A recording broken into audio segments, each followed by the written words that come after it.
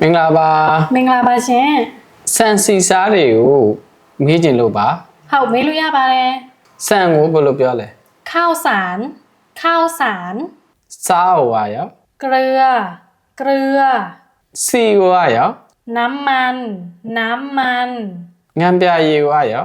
น้ำปลาน้ำปลา ချိုမှုတ်ကိုဟောရော ชูรสชูรส ပဲငံပြရေဟောရော ซีอิ๊วซีอิ๊ว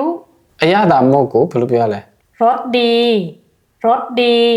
ပဲငံပြရေအကြည်ကိုက ซีอิ๊วขาวซีอิ๊วขาว ပဲငံပြရေအနောက်ကို ซีอิ๊วดำซีอิ๊วดำ ပဲငံပြရေအချိုကို ซีอิ๊วหวานซีอิ๊วหวาน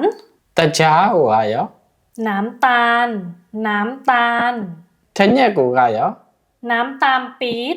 น้ำตาลปี๊ด ငရုတ်တိမှုတ်ကိုကရော พริกป่นพริกป่น